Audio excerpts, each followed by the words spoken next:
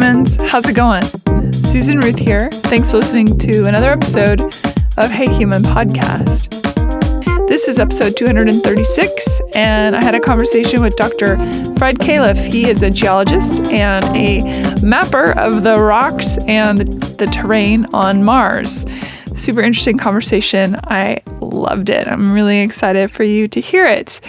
I am currently on vacation, so I have recorded all these preambles before I left, meaning this last one is coming out as I am on a plane coming back to home.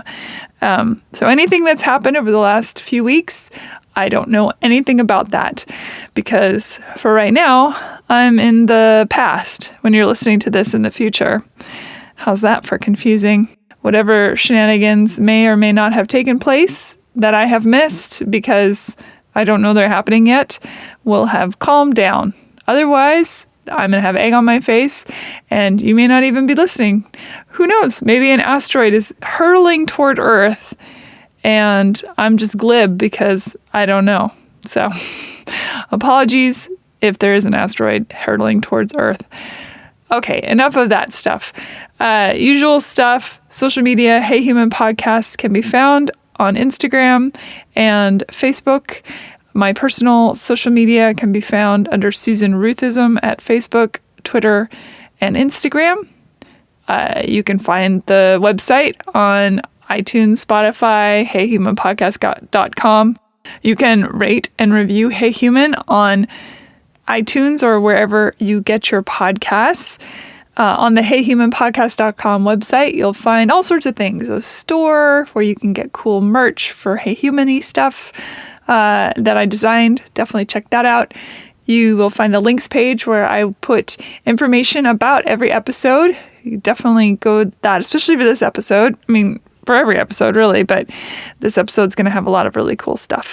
You can also go to susanruth.com to find out more about me and to sign up on my mailing list, which I send out about every quarter and always forget things to put in it and then kick myself in the pants because I have to wait another few months before I send it out again because I don't want to over inundate. As I said before, I am vacationing right now as we speak, or I'm dead because the asteroid has hit us. But then it won't matter because you wouldn't be listening to this anyway. Thanks for listening, everyone. Stay safe, be well, be love, and here we go. Dr. Fred Calef, welcome to Hey Human. Thank you, Susan. It's great to have you here. Likewise. We were introduced through our mutual friend, Trevor. Shout out to Trevor. And he said, hey, I've been thinking about some cool people to have on your show. And I said, great, send them. And he sent me your way, and you are certainly a cool person because you get to play around on Mars, so to speak. Yeah, I'm lucky like that. Yeah, but I want to start more at the beginning. When you were little, where'd you grow up? I grew up in Massachusetts, just below Boston, Quincy, Massachusetts. And were you obsessed with space when you were a kid? I mean, space and rocks, which goes without saying because I'm a geologist, just kind of interested in a little bit of everything. Then finally came to space, as my job later on when I went to grad school.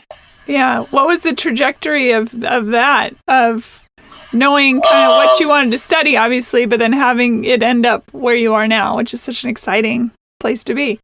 Kind of like a ball of yarn that you unraveled and then threw in a pile. It was so I know it's kind of actually I do find it a little bit strange because I never thought of myself as necessarily having a straight path, and I kind of don't. But I did always like rocks. I grew up near a granite quarry. Quincy is known for granite, for what it's worth. Bunker Hill Monument's made with Quincy granite. Yeah, that is okay.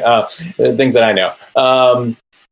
So I always liked rocks, and I went and I studied geology in my undergrad and grad. But in terms of like getting to where I am today, I went to UMass Boston, and I was doing anthropology and earth science. And actually, I almost became a archaeologist and or a forensic osteologist, like studying bones. I got really wrapped into the whole like police forensic work, like finding people who had died and telling their story and giving them a voice, that they don't have one. And I almost went to University of Kentucky, actually. University of Tennessee in Knoxville, where they have a big forensic lab. I interviewed Dr. Donnie Stedman for the show. Oh, did you really? I went into the bone room. I didn't get to go out into the field and see all that stuff, but I went into the bone room, and she and I had an incredible conversation. Oh, that's amazing. I gotta go back and look for that thing, because I was super stoked into that. I had to live, so I had to make money. So I worked in between each of my degrees, like transportation planning. So basically my undergrad, like I said, geology and anthropology, but I learned how to do mapping, computer-based mapping, and that's kind of always kept me fed, which is good. But I didn't care where I applied it. So I was, at one point I was doing like transportation planning in Boston. And then I went to grad school in Ohio. But while I was to do my master's, while I was doing that, I got hired at this local government institute, and we were mapping watersheds in Southeast Ohio and acid mine drainage, and even things like city level mapping, and like we helped map digitizing all the voting precincts in Ohio, because that's what they asked us to do. And then I went and like worked in the engineering field after I got my degree, like hydrogeology. So I was going over these weird military bases that you've never heard of, and sampling wells there for whatever fun contaminants they put in the water, like trichloroethylene and vinyl chloride, and things that you never want to be around, because they're just no good. Or jet fuel. That was a fun time, going to Naval Air Station Oceana in Virginia, and being literally on the runway, like at the end of the runway, while F-15s were doing touch and goes and zooming over our head, or being near the hangars while they're moving planes around. That was wild. That was a very strange job, to go to places that you just wouldn't expect to go. But then I just wanted to keep studying. I went and got my PhD, in geology in Alaska. And that's when I started kind of my path to planetary science. And while I was there, I was kind of like, I don't know, my PhD took way too long. And I was getting kind of depressed and didn't know what to do. But then I was like so I was over halfway in my PhD, and I was looking for postdocs. So that's what you're supposed to do. But I didn't know where I wanted to go, or what, even though I was studying Mars, but I didn't know what that exactly job that was going to be, if I was going to be academia or some kind of professional life, whatever you do, or you go study Mars professionally. And I ran into the Jet Propulsion Laboratory, JPL, and and I met someone there, and they said, like, hey, we're looking for someone to do mapping at landing sites on Mars. And they said, do you know how to do that stuff? Could you do that? I'm like, yes. And they're like, oh, you should finish your degree. I'm like, okay. And then I had 4 chapters in my dissertation. I wrote the last 2 in probably like 2 months or 3 months, because I was motivated, right? And then I went to JPL postdoc, and then got hired there. Wow. Not necessarily a straight path. Certainly always geology in that vein and mapping, but I've kind of done a bunch of different things. So did you start mapping Mars with Rover? Is that the original? Or no, what was the one before that? With my PhD, I studied Mars and impact craters on Mars. So things like meteor crater, like things like that, except on Mars. And so I kind of I knew kind of the data sets and what Mars looked like, and a little bit about meteorites and meteorite impacts. And but mostly it was my skill of mapping, which I had honed from mapping watersheds and transportation planning and voting precincts and highways, and all these kind of things that were totally unrelated to science, but gave me the skill sets and the ability to think and to do real projects. Like you go to school and you take a class, but you never apply it. But I had a lot of experience from my life to kind of apply that in different ways. So I just took those skills and said, okay, let's do this on Mars. And that worked out pretty well. So how does one go about getting in and starting to map? Obviously, you can't go there. So what is that process? It's hard to get there. Yeah. A little tricky. Lord knows they want to try. Yeah, that's right. That's right. We all love to go there, at least some of us. Would you? Would I go? Oh, man. So the short answer is yes, but I do want to come back. I'm not one of those like, give me the one-way ticket and I'll, be buried on Mars. Like, no, I really want to come back. I did have to. It's funny because, it's never going to happen for me, but I did have the conversation with my wife at one point, and she's like, "Would you go to Mars?" I'm like, "Maybe." Would you let me go? She's like, "Yeah, I guess so." Which I don't know, good or bad. But yeah, I would go. I would want to come back. Yeah. That's always the tricky part, and in space travel, yeah. Yeah, in space travel, like you always want to come home. Usually, most people do. They made a whole show on it with Voyager, so. That's right. They always want to come home, no matter how far away. Half galaxy away, you want to come back. So Mars, like Earth, has satellites that orbit around it and have cameras, and they take pictures of the surface.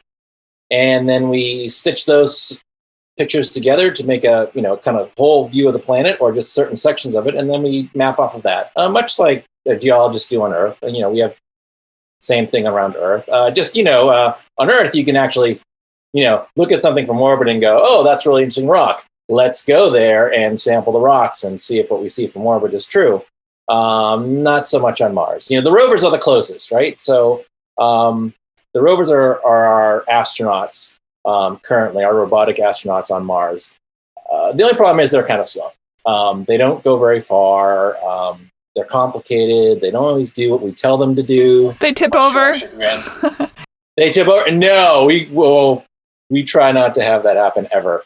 No garages on Mars, which is always the problem. So you break it, it's done. So we're pretty cautious with how we drive and move on Mars. But caution means slow. So in a day, I could probably explore the same distance and number of rocks that a Mars rover would explore in 2 years. So, ballparking, maybe it's 1 year, but in any case, you can just cover much more ground. It's easy to put your hand down and flip over a rock, or go down and look at a rock and hold it up and look at it up close. That to me is a couple minutes. For the rover, that's a whole day minimum. So it's tricky like that. So we balance the amount of science we can do with safety and longevity of the mission. How do you collect sample data if there's no one there to do any scraping or chipping or whatnot? A couple ways. We do have some instruments we can just put on the rock, and geologist always has a rock. So we have cameras, and we can take pictures of the rocks, and that tells us a lot. Like, what's the shape of the rock? Do we see minerals? Does it look? Is it a bunch of flat lying rocks? So that maybe that was laid down by water or wind. And then we actually have a laser, so we can actually shoot the rock with a laser. And when we do that, we kind of like make a little gas. I think it's plasma. We kind of shoot the rock, and then we can look at that gas. And the colors from that actually tell what the chemistry of the rock is, which is kind of fun. Laser-induced breakdown spectroscopy. I don't know how it works. All I know is they go pew pew, and they get back what the chemistry of the rock is. And if it's still interesting, we have an arm on the rover, and on the arm it has a turret with a bunch of instruments. And one of them's an X-ray machine. Essentially, we can take like the X-ray of the rock, and that looks at the mineralogy. And it's looking at the chemistry of the rock. But otherwise, we can take up really close images, microscopic images. And we also have a drill, and we can drill the rock and then take that sample and we put it inside the rover. And inside the rover, there's other instruments. We have a chemistry lab, so we can actually measure the different chemicals in the rock at a very high fidelity. And we also have ChemMin, which is it basically looks at the mineralogy from X-rays as well. So we look at you can take like silicon and oxygen and iron and aluminum and magnesium, and from just looking at the amounts of those, you get kind of idea of what the rock's made of, but you don't always know like how it's arranged. And so the mineralogy, that doing the X-ray tells us how those atoms are arranged and what shapes, and that tells us about how the rocks were put down, for what it's worth. So basically, we X-ray the rocks like you go to the dentist for your teeth, and we can see the shape of the minerals. That tells us what minerals they are and what the chemistry is. Now, clearly, the rover Curiosity answers this question that I'm going to ask, but I'm going to ask it anyway. Why? Okay, good question. Why go to Mars? So on Earth, Earth is very active, and we have water, we have volcanism, we have plate tectonics. Most of the old rocks on the Earth are either gone, or they're all munged up and crunched and been folded and faulted and slightly melted and pressurized. And so, like, the amount of like really old rocks that are like 3.5. So the Earth is about 4.5 billion years old. Most of the rocks we see are well less than 1 billion years old. We have some rocks like up in Canada, in Australia, they're around 3-ish to 3.5, but not a lot. And they're all kind of messed up because they've just been around the Earth for so long. And otherwise, like, we want to get really like to the beginnings of the Earth. We get like these really small, either diamonds or zircons, and they're microscopic. We can tell a lot from them. But we can't really tell like where they were on Earth per se, right? So you can't really see like the shape of the Earth back then. On Mars, however, and Mars and Earth kind of form about 4.5 billion years ago. They grow up at the same time. But Mars, because it's smaller, it essentially cool off faster. And so things like volcanism and plate tectonics and just water active on the surface slows down and basically stops. So Mars is kind of like a time capsule of how Earth looked way back then. So we go to Mars and we can study it, and it's kind of like looking at the Earth 3.5 to 4 billion years ago. So that's part of the reason why we go there.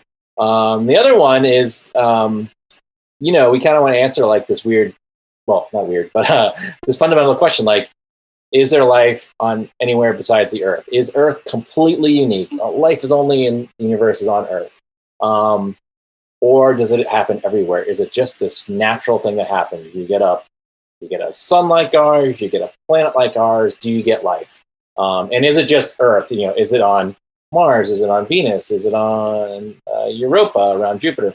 We don't know that answer. So part of that is to go to Mars to try to answer that question. Do we see evidence of past life on Mars?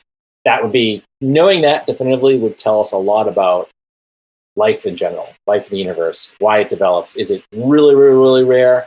Or is it really, really, really common? Or is it some, in between? And based on its proximity to the sun is why it's terraformed differently, right? It's why it doesn't have the plants, the vegetables. But they think that Mars had water at one point. Yes. Did it have ice, or was it? Oh, yeah. So what we can tell is that Mars definitely had ancient lakes. The Curiosity Rover is in Gale Crater, which is what they think was an ancient lake, several ancient lakes. The new rover, Perseverance, is also going to Jezero Crater. Also, they think was a big, huge lake that has a river delta flowing into it and evidence of clays, which we think were put down by water. So there was liquid water on the surface, like somewhere between 4 to 3-ish billion years ago, before it gets too cold, and then all that liquid water freezes. The ice, actually the atmosphere starts to get thinner because Mars doesn't have a magnetic field like Earth, or at least not for very long. And so without a magnetic field, you get a lot of energy from the sun. It hits the atmosphere, and any atmosphere there, it gets broken up. And so if you have water in the atmosphere, and water is hydrogen and oxygen put together, you break that apart and you get hydrogen, poof, it actually goes into space. The oxygen, because it's kind of small and light and fast, so it goes off in space. The oxygen is slow and big and heavy. It falls to the ground. When it gets to the ground on Mars or on Earth, like 3.5 billion years ago, most of the surface is volcanic, so it's very rich in iron. Iron and oxygen combine together, and that creates rust. And so if you look at Mars, it's all red. It's because the atmosphere has kind of been blown apart. The oxygen went down, combined with the volcanic rocks, becomes rust. You get red Mars. I forget where I was. Well, knowing that there was water on this planet, to me, I think water, I think life automatically. Right. And that's basically, that has been kind of NASA's goal. So NASA went from just like exploring planets to very specifically follow the water, like look at planets to see where water was, because on Earth, water means life, right? That's exactly what you said, right? We think of water, we think of life, and that's how it works on Earth. So why not on the other planets as well? So we went to follow the water. We're going to these places where there's water, and then we're looking at places where water was long lasting, we hope, a lake, someplace where water collects and settles, and hopefully life develops in that time. For Mars, because we're talking about water that's lasting, 1.5 billion years, 2 billion years, for long periods of time, you probably, like on Earth, you don't get like real complex life, like not like bugs, right? I mean, or right. Spiders or what do they say that on Earth, if life was a 24-hour cycle, that we would be in the last second or the last tiny second of the last minute of the last hour of the, Yes, exactly. Yeah. So life that we think of like, creatures running around, that is really, like you say, like it's the last second of life on Earth. Most of it's spent like cells, like the stuff you went, parameciums and, things that you looked at in a microscope when you were in high school. That's most of this tail of life on Earth. So we don't think, from what we can tell, Mars did not have time to develop life like that. I mean, we kind of know, we don't know where if there was ever life on Mars. That's just a simple question. There's another question was like, how complex did it get? And we can kind of answer that, it's not. It's not lizards, it's not bugs, it's not fish, it's not crayfish, it's not worms, it's microbes, and but somewhere between like a microbe and something slightly more than a microbe. We don't know, but that's why we're going there, to find out. The idea of transpermia, right? That there was an expulsion of Mars rocks that seeded Earth. I remember one of my friends who's a geologist, he specializes in moon rock. And he told me years ago, he said, we've found rocks that we think are Martian rocks on Earth. And I said, wait, what? Said what? Which, I mean, it makes sense. Of course it makes sense. And he said, wouldn't it be cool if... And then a couple of years ago, I saw Bill Nye, the science guy, did a whole thing on transpermia. I was like, oh my God, it's a thing. Mm-hmm. Yeah, I mean, and it goes the other way too, though. Earth rocks, have probably gone to the moon. And I think I feel like I read somewhere there's one sample of a rock they think actually came from Earth that they got on the moon. I don't remember exactly. But I think there's also the case where an Earth rock could get to Mars. But, Mars is a big place. We have a handful of rovers. Well, I think about an event hitting Mars and chipping off some rock that maybe had some 4 billion, 3 billion year old thing on it, lands on Earth where everything is perfect for life, and that's what actually seeded and began life here. Is such a cool idea that we're actually all Martians. Mm-hmm. Yep. Yeah, absolutely. Yeah. And that's one of the things that if we're the next rover Perseverance is going to collect samples and we're going to bring those back. And if we bring back samples that we think have, evidence of old Martian life, although I just think about this, like, I don't know. Well, it'd be interesting. I don't know what exactly, if we could compare like the Martian life, ancient life to Earth ancient life, maybe you say like they're the same or they're really different. That would tell us a big thing. If they're the same, then you go like, well, transpermia, right? Which way did it go, right? Earth to Mars, Mars to Earth. Then it becomes really exciting. Then we can start, then we can answer questions like that. Like, okay, life spreads everywhere. Why? Because rocks knock off. So, no, it's very cool. I would love to know. I think all scientists want to know. I think it's super cool. And I love the idea of Earth's other places in other in other regions of space, it makes you. There are times when you look up in the night sky when you can see all the stars and you think, it's not just me. And then it sort of lifts the weight off your shoulders in some way. I know for some people, it feels too grandiose. They don't want to think about it. But for me, I think somewhere out there is someone or many someones that I can sit down and break whatever alien bread and have. Maybe that's a lifetime of being raised on Star Trek. I don't know, but I know what you mean. It's exciting. Yeah. I think Star Trek. Star Trek kind of spoiled everyone, I think, because they're like, oh, we can just go talk to these people, and they're gonna be interesting and different, and you're gonna learn so much. And it's like, space is big. Space is big. Space is really big. And it's complicated, and gravity sucks. Haha. Yeah. Yeah. But I think it is interesting to think about that. And I think we're trying to answer that question like, well, okay, if life spreads out through our solar system, then it had to have spread out through other solar systems. So and then what? Thinking about Star Trek and like, well, okay, how many planets? The whole like search for exoplanets is all about like how unique is Earth? Like, are most planets, like in most solar systems, just a bunch of gas giants running around, or are there Earth-like planets everywhere? Which is kind of like what we're coming out to be. The better our instruments get, the more we see smaller planets, the more we realize, like, our solar system is not unique. In fact, our solar system may be slightly odd, or a lot of solar systems that we see now are like there's like Jupiter's where we are, or closer into their sun. So it's like, wow, that's not like our solar system at all. At least not initially, or at least not now. Initially, it was kind of different, but So it's it's kind of. If I grew up on Mars, how different would I be? That's a good question. So Mars is about 60% the size of Earth. So it has less gravity. So what does that mean? Maybe you'd be taller. Maybe you'd be thinner. I'm pulling a little bit like from Stranger in a Strange Land. No, maybe Kim Stanley Robinson is Red, Green, and Blue Mars books. Mm-hmm. He talks about how the Martians are taller and thinner. So I guess so. My biology classes are know what they could be, but it's interesting. Yeah, I would guess taller or thinner, but less gravity means less strength.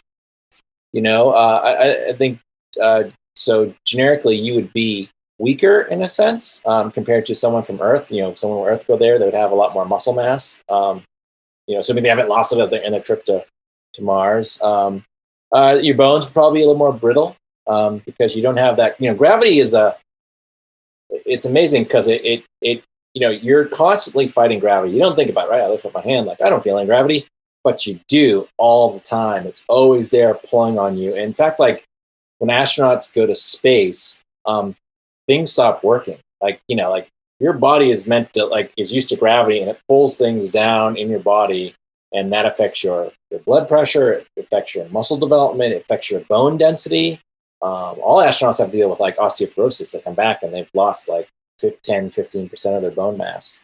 Ocular problems like your eye, like especially for men, their eyes, they have really bad image problems, and they tend to have more visual problems when they come back up on space, and then when they come back to Earth, it takes a while for their eyes to kind of like readjust.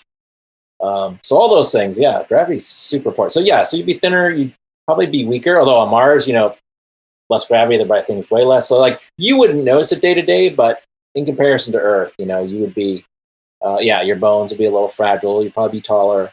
Other than that, the atmosphere is. So the thing is, like you would have to assume like you have an Earth-like atmosphere. So the atmosphere of Mars is all carbon dioxide. Nothing we could breathe. So we would have to assume like it's the same atmosphere-ish. But that doesn't currently exist. But maybe the mix would be a little bit different. Maybe a little less oxygen. Or my lungs would develop to handle it. I imagine I'd be furry because it's cold there. This is like where it gets really interesting because like, well, what is, if you have less gravity. What does that mean for your atmosphere? Like, does that mean your atmosphere becomes completely different, or would it just be a colder planet? I mean, theoretically, it would be a colder planet. It's certainly getting less sun where it is, so it might be a little cooler. Yeah, so maybe it'd be a little hairier, or maybe we're a little bit more like the Inupiaq or Eskimos. Carrying more body fat in general to keep warm. Maybe it would be mostly a planet of Arctic-like animals, seals and walruses, and I don't know, polar bears, like polar bear planet. It's kind of way beyond my my realm. Oh my gosh, that'd be super cool. Yeah. Instead of ice cream stores, it would be herring stores everywhere you went. Dried herring for everyone. That's right. How much of Mars have you personally mapped? Or is there a team of you, or is it you and that's your deal? Because I know they gave you a nickname, the keeper of the maps. Right, yeah. Keeper of the maps, not maker of all the maps. For like... such a weird question to answer. Gail created, for the rover, I've made a lot of maps of where the rover has gone. Hundreds, literally, probably hundreds of thousands. But, there are other scientists on the team, and they do mapping as well. And, they all map little sections. If you want to call it percentages, it'd be like 0.1% of Mars, maybe. Mostly because I'm looking at these very small scale areas, just where the rover, I worry about meters in distance and centimeters, and other people who are mapping like the whole planet, they're talking about tens and hundreds of thousands of kilometers. But I've made maps across Mars, so I don't know. It also depends on how much detail do you want? You want like the big picture, you're seeing like the equivalent of states on Mars, or you're zooming into cities and towns and city blocks. I'm mostly on like the city block level, like these small little areas. Los Angeles maybe is like the biggest area I've mapped, but in higher detail. Right. And is it all topography, or is there anything that's going down into the surface, below the surface, is there cavernous areas? And there are caverns on Mars, and mostly like volcano tubes, like in Oregon, where lava has flown through, and it's kind of left a hollow tube that you can walk in. There are a few of those on Mars, but most of the mapping is on the surface. Getting below the surface is pretty tricky, and also it's very cold because once you're in shadow, you're not getting any heat. It is the cold, not the cold darkness of space per se, but pretty close. For example, on the rover, like before we drive the rovers, they have 6 wheels, and if the wheels are on the shady side of the rover, those have to be heated up more because they will be 10, 20, 30, 40 degrees cooler than the sunny side. So so mostly mapping is on the surface. We have a few instruments that can look below the surface. These radar instruments, they can actually take like profile measurements below the surface and look at different layers coming back. So there's some of that, like the ice caps have been mapped. So there's ice caps on each end of Mars, and so those have been mapped in terms of like their 3D structure, how many layers are within them. Topography is ice cap shape, or they're literally ice caps? There's literally ice caps. So solid water. Solid water. Wow. Kilometers of it. Yeah. Cool. Oh, yeah. There is a lot of water on Mars. It's on the surface, it's all ice, and they do have ice caps. Mars, if you look at Mars, if you ignore the fact that it's red and you ignore the fact that it's very dry right now, you see rivers, things that look like rivers, see things that look like lakes, you see volcanoes. We currently have ice caps, you get dune fields. It looks, topographic wise, it's not much different from Earth. And we do see features that are just very Earth-like, which is why it's exciting, because it obviously was an Earth-like planet, several billion years ago. Now, not so much. Now it's,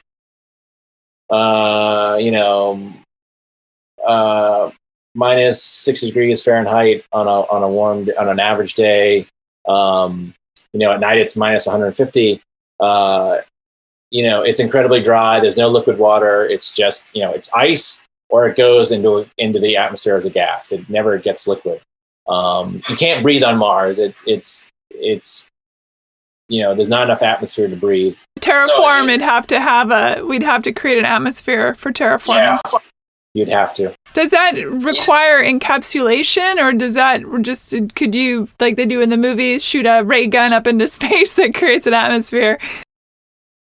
The biggest thing is you have to add literally like matter into the atmosphere, which would be basically take the ice caps and melt them completely to put that water and extra CO2 into the atmosphere and keep it there. And even then, it wouldn't quite be enough. You'd also want to melt the ice that's in the surface, like underneath the surface as well, to get something that you could kind of live in with a very light pressure suit. It's a difficult problem. And then you have to, and then on top of that, the atmosphere actually keeps in warmth. So like the Earth would be a barren, cold, frigid wasteland if we didn't have our atmosphere, or not as much as we do. So the atmosphere also provides warmth, which is good. But you need that warmth in addition to keep that ice melted. Otherwise, what's going to happen? The ice caps are going to reform. Like if you melt it instantaneously, right? You get this atmosphere, cool, and then it's going to get, then it's going to cool down, and then the ice caps are going to reform, and then your atmosphere literally collapses. You literally freeze out your atmosphere. So yeah, it's tricky. So then to do that, like where do you get heat? Like, I don't know, you nuke them. Like that's not cool because then you get radiation. Or like Kim Stanley Robinson was in his book, he talks about drilling these mole holes. Basically, they drill these huge holes down into Mars, and whatever remnant heat is left there is used to heat the ice in the ground, and then to create this atmosphere from the melted ice. Sure, it's a planet-wide problem, and it's really hard to do. So why all this hubbub for like the Elon Musks of the world that put out the word, okay, we're gonna send people to Mars, and is it just to facilitate the excitement for the programs, or is there really an idea that give us 50 more years, 20 more years, we'll have cracked that nut? Well, no one is cracking the terraforming nut in 50 years. It's more like 5,000 years at best, 50,000 maybe. It's a lot of work. I think Elon Musk, he wants to do Mars be the backup to civilization, right? The human backup, like in case a big meteorite crashes into the Earth and destroys it, or the rabid virus takes out all of humanity, which is a little too close to home, I know, right? Can we, if the Earth gets destroyed, will humanity survive? And he's like, okay, go to Mars, and that's what you do. That's fine, and that's a fair idea and a thought. The only problem is that Mars is not Earth, and it's unfortunately not Earth in big ways. We talked about gravity, right? That's the hardest problem. We're used to living in Earth gravity. Can we live in Mars gravity for long periods of time? Or do our bones get so fragile, and then like all the men go blind, and which maybe that's okay. All the men go blind. That's my emo band name. Medications don't work well in space partially because of gravity. So maybe our medications aren't as effective on Mars. So maybe we're all sick all the time. It's the gravity alone is a question we don't know. And then you have to grow stuff on Mars. Mars is really cold. Mars is going to be cold for a very, very, very, very, very long time. You would be living in a spacesuit all the time. Yeah, and it would take a very long evolution to catch up to all of that. It would just take forever. It would be so long. To even adjust to the gravity would take thousands upon thousands of years. Yes, yeah. So, to truly evolve would take a very long time. And, I guess, like the question is, well, you never get there if you don't start. That could be one approach. The other approach is like, maybe we should just keep Earth really nice because it's really nice. It's nice by a big margin. It's a great idea. I wish more people had that thought. Yeah. Every time I see anyone throw something out their car window as they're driving along, I get a little homicidal, not going to lie.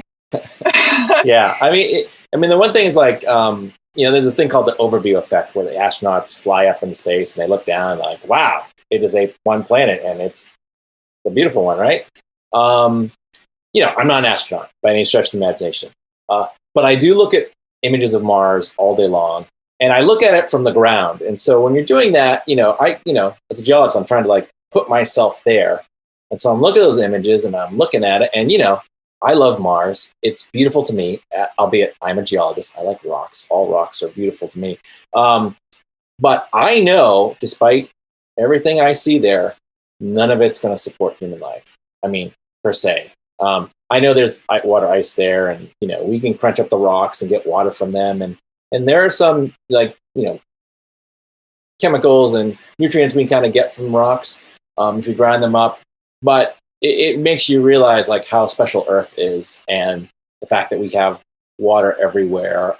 We have an atmosphere we can breathe. I can look out, I see a green tree. Short of some nursery that you bring there. You're not going to see that on Mars. You don't see that on Mars. So it does give you an appreciation that, there is only one Earth. And that's it. Get used to it because it's not going to change anytime soon. Not in ever, maybe, for our solar system. So it's worth keeping this one. I'm curious why the idea of building a grander space station that can support humanity, I'm surprised that hasn't been floated around, I guess, is for... I think, wasn't Blue Origin, and I think Jeff Bezos had a presentation last year or something like that. They talked about that, like building these huge, million people space stations that spin and thereby create gravity. And they're like, oh yeah, that's much better, because they actually even said like, gravity is a problem. Like Mars will never gain gravity, and the moon will never gain gravity. Or the space station, you can make this big, cylinder and you spin it, and then you have gravity, right? Sure. Or you can stay on Earth and make it nice and not like, the idea like, oh, we're just going to push all the bad polluting industry up into space. It's like, that's expensive and takes a lot of time and energy, and like the economics don't work out very well. It only works out like the economics, like it's really interesting. Like from what I understand of it, it's like the economics of doing like mining space are great if you're in space. But if you ever want to bring that home, then it doesn't make any sense because you can do it so much cheaper here. I mean, they're interesting ideas. I am big on space exploration. Me too. Build the space habitats. Go out there, go visit the moon, go visit Mars, fly around in space. Cool. Are we going to take all of humanity and put it into space? No, of course not. What you're really saying is some subsection is going into space. Right. And the rest of you are not. Of course. You'll get 1 million people after 1,000 years from the people that are in space, and not from people actually getting into space. But anyways, I digress. Yes, that would be the logical order of things. Have you ever, I use the royal you, discovered a wacky thing on Mars that was unexpected, aside from water? Like, somebody left a Lego. If only. I tell you, we joke, actually, we were just joking about like people say like, oh, we saw a Bigfoot on Mars, or my favorite is the lighthouse on Mars. Like, look, you took a picture of 2 different places on Mars and there was a flash of light. It's coming from the same direction. And I can tell you, I did the math. I looked at the images. It is not from the same place. Anyways, I've seen lots of weird looking things, but they're not weird. They're rocks. Pareidolia, where mind shapes things. Like it is a thing. But I know it's not it's just rocks. It's just all rocks. It's rocks all the way down, which is great for geologists, just not for anyone else. I think the surprising thing is that Mars looks very dry and inhospitable, and it is. But everywhere we go, we tend to find things that water put down, and so that's pretty exciting. So, like from a science perspective, it used to be like, oh, maybe Mars was wet here and here, but then it's dry and inhospitable in between. But mostly, it's like, wait, there was water everywhere. Like it's all dry now. Maybe it's all been covered over, but there's been a lot of water on Mars, and so that's pretty exciting. I mean, granted, we go to the surface in places where we expect to find water, but you find more and more. Like it's not just a little water; it's a lot of water, and it's water over a long time, and that makes us excited for the astrobiology component. Like if you have water that lasts 10 years, like great, but you can't grow you can't grow anything in 10 years of water. But when we talk about hundreds of thousands of years, we talk about millions of years, we talk about billion years of continuous water, then you can say, okay, that's exciting. That's something you can. Yeah, I mean, I'm just waiting to hear that they've chipped off some of that ice cap and they've done, brought it back inside the rover into the lab that melts down to water, and then they find protozoa. They find something. Yeah. That would be extraordinary. It would be. It's interesting. Like you think, like, why aren't we going to the polar caps? It's for exactly that problem, because we know where there's water, we find life. If we go to places where there's really water and we're going to collect some, we have to do it really, really, really carefully. So we've actually, the Mars exploration in general has been sticking closer to the equator so that we don't land in ice. We get in trouble if the rovers actually found ice right now, they'd be so in trouble. Planetary protection people, they get upset because we're not supposed to contaminate Mars. And so, the rovers are essentially scrubbed from all the microbes, but there's always like little spores and things you just can't remove completely. So, the kind of like the nightmare scenario is you send a rover to Mars, and you land on ice and you drop Earth microbes on it and they grow. And then you go and you sample Mars and then you find out you got Earth microbes instead of Mars microbes. So we're very cautious about that. Like that, we call it forward contamination. We don't want to bring Earth microbes to Mars. We would love to bring Mars microbes to Earth, which is a whole other problem, which we'll have to be dealing with soon. But we don't want the reverse to happen. We don't want to bring some really robust Earth microbe and put it on Mars and it kills everything on Mars, right? If something existed. We never want that to happen. Or we just don't want to panspermia, right? Rover spermia. Pollute Mars with Earth microbes that then grow. And then, we're just looking at Earth microbes. That would also be a worse. Well, then how will that problem be solved? Because clearly the Holy Grail, it sounds like, are those ice caps. We'll get there eventually. So there was the Phoenix lander, which landed mid latitudes, where there is some ice. It actually landed on things like permafrost, kind of like Alaska or Canada. But that was okay. That landing site, that rover, that lander was very, very, very, very, very clean. Got a little extra scrubbing. And then the arm was encased in a special bag that it wasn't broken until it got to Mars because it was so clean because they were going to actually touch ice and dig through the ice and then put it in an oven to cook it to see what chemistry was in it. We can do it. It's very tricky. And I think we want to understand Mars a little bit more before we go to the ice caps. But definitely there are people who want to go. But also the other thing is, you can get to the ice at the surface, but most of that ice is just bombarded with UV ultraviolet light. And it's basically anything that was living there is cooked. Life, if it exists, extant life, life that lives now, you get it. Yeah, you got to dig deep, and digging deep is hard. Right now we drill 5 centimeters below the surface. You'd be talking about 50 meters, 500 meters, 5 kilometers. You want to go deep if you really want to look at microbes, if you want to look at ancient life or life that might exist now. That's expensive. Drill rigs are, having done a little in my past life, hydrogeology, drill rigs are big. They're huge. They're heavy. They require 3 to 4 people to run. They're complicated. Now take all that and package it and send it in a rocket and The land fuel. it somewhere Oh my on Mars. God. It's a really hard problem. Yeah. So, they are working on drilling technology because they also want to go to Europa and do the same thing. They want to drill through the ice and find the ocean. But it's not drilling 5 feet or 5 meters, or 5 miles. It's many miles. It's really deep. As deep as we've ever drilled on Earth, practically. So it's a hard problem. That's mostly why we haven't done it.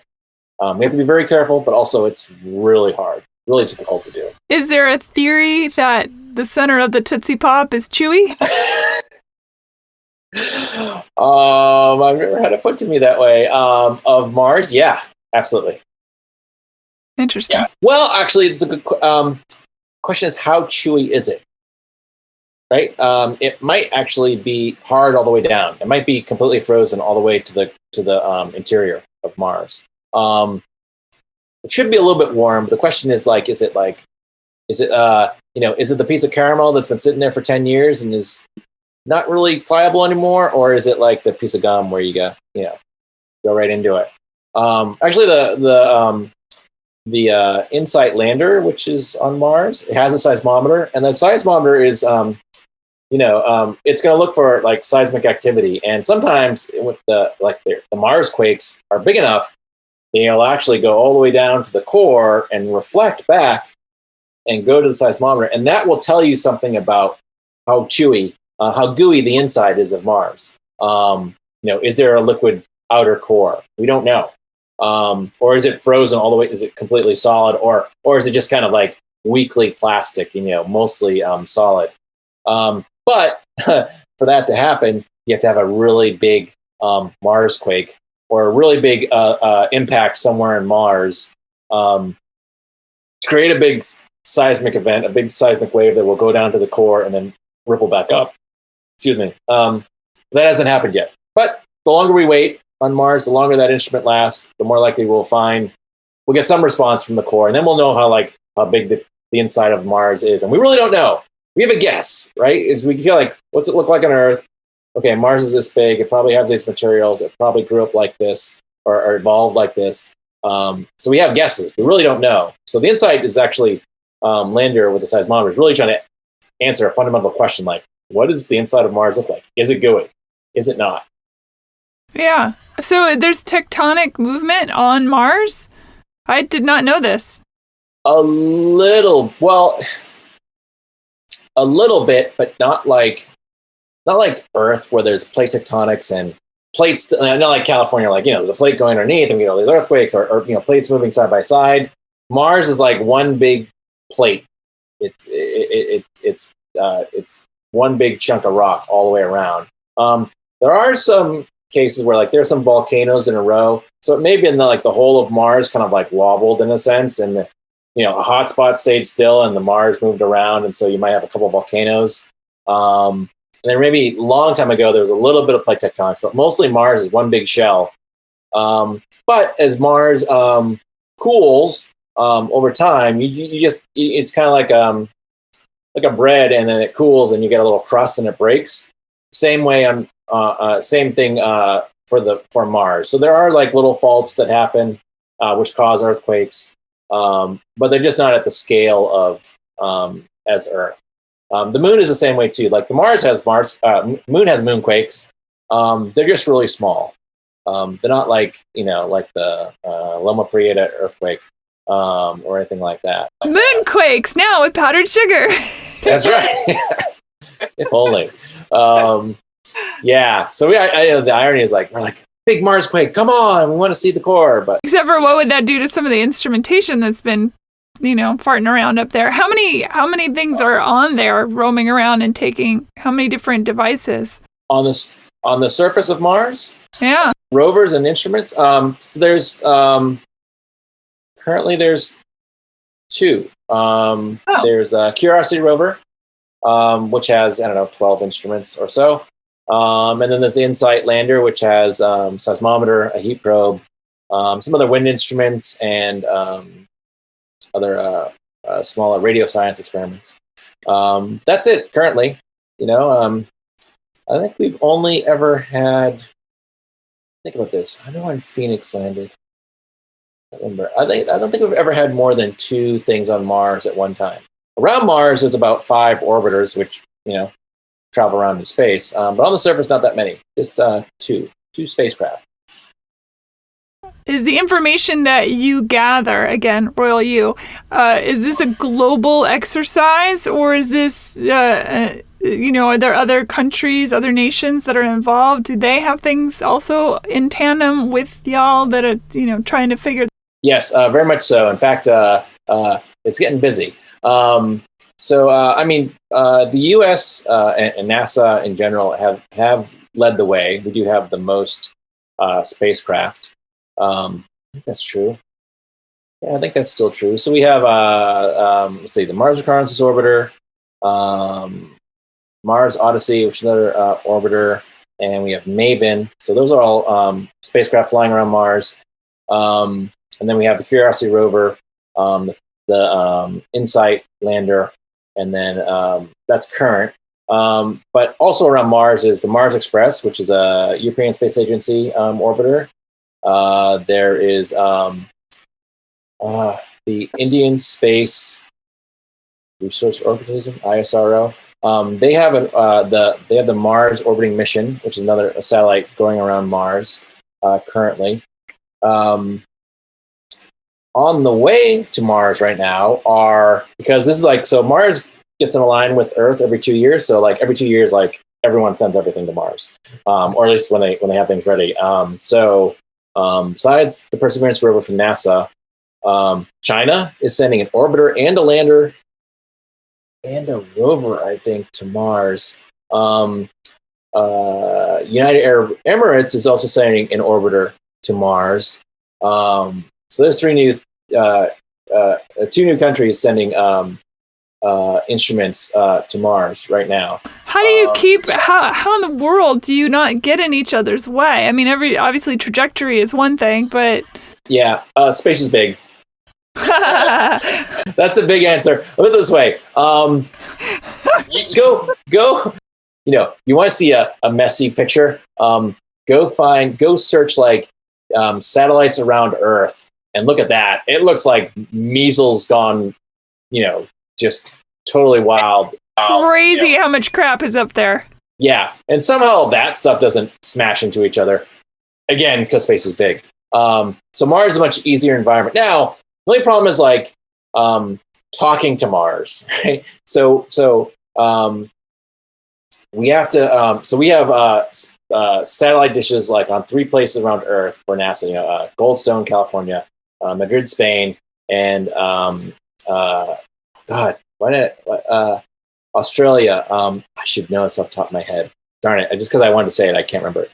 Anyway, so they're the 3 points on a triangle, so we can always see Mars. One of them is always able to look at Mars or anywhere in the solar system. But China has their own radar, their own satellite dishes now, receiving stations, and so does ESA. So we have a bunch of.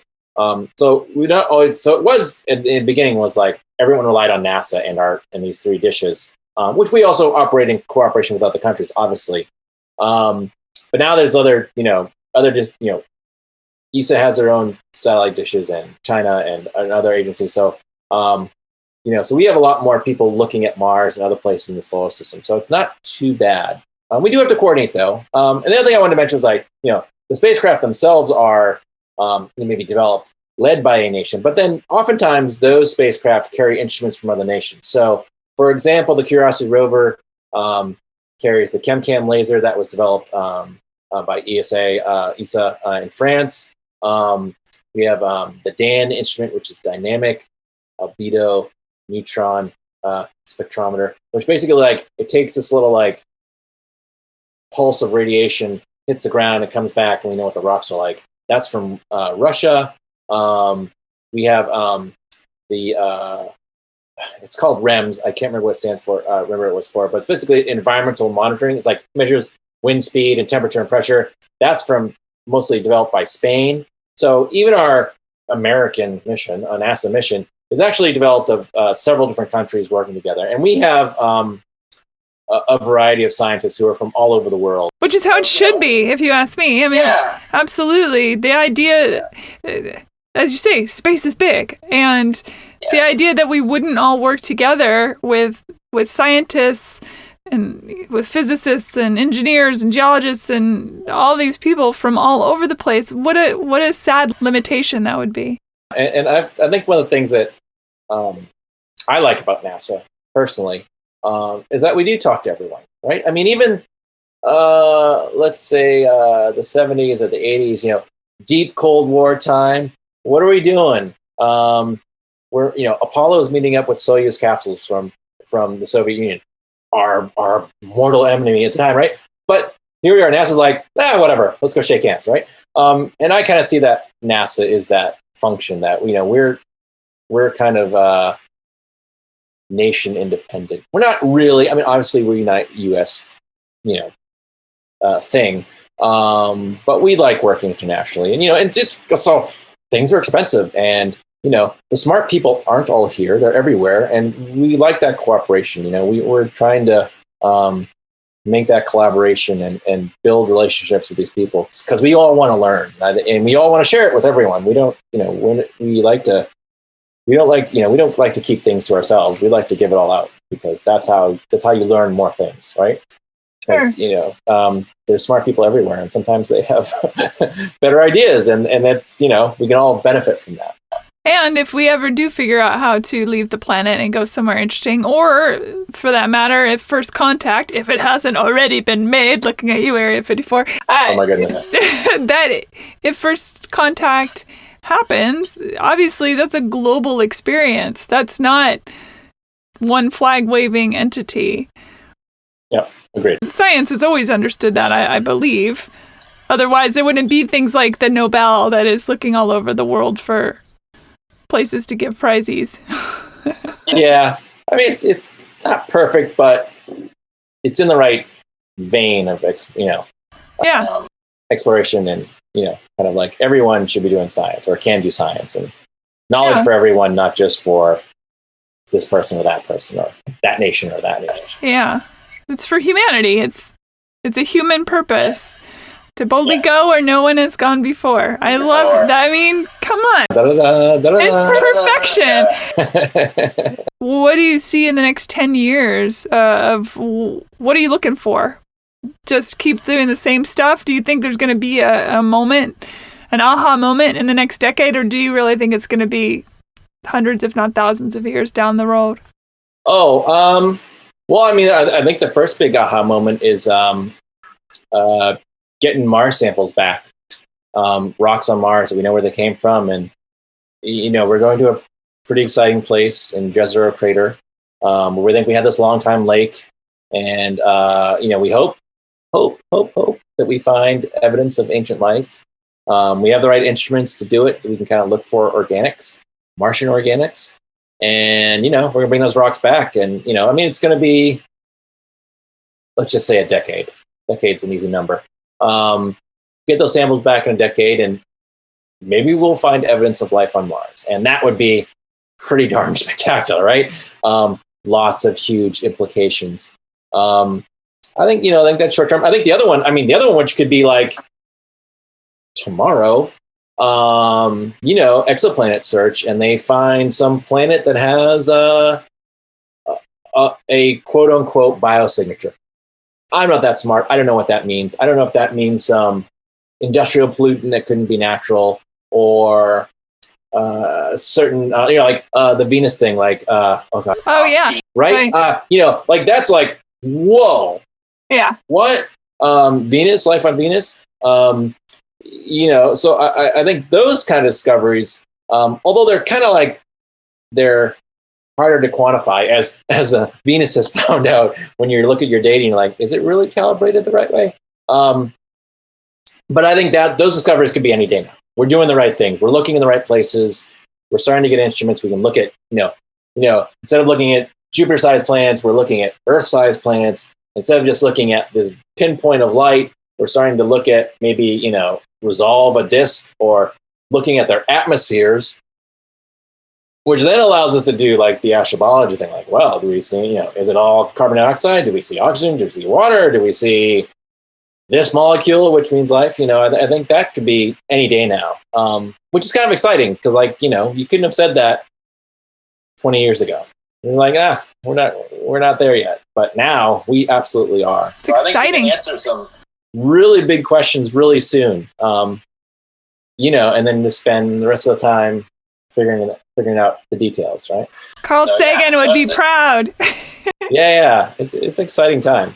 Dr. Calef, thank you for your time. I really appreciate it. Tell me how people can find you if they want to ask questions, or I know that you're on Twitter. Let's get all your good stuffs to find you. Sure.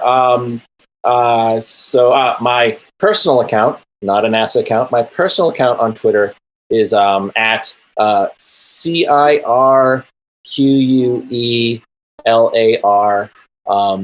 And again, that's my personal account. Those are purely expressions of myself and not my employer or anyone who I work from.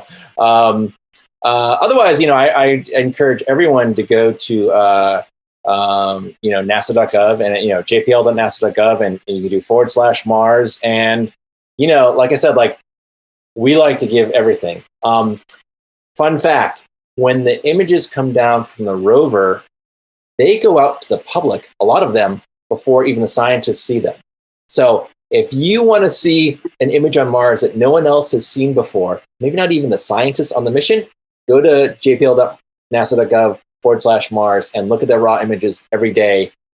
There's a decent chance you will. So cool. Explore around. There's all sorts of great data there. Yeah, and I'll find links and put them on heyhumanpodcast.com for people to go check out. It's so exciting. Thank you for your time. I really appreciate it. Oh, thank you. It's a lot of fun. It's super interesting, and I'm excited about all the possibilities. It's wonderful. Bye, everybody. Thanks for listening. Bye-bye. Take care.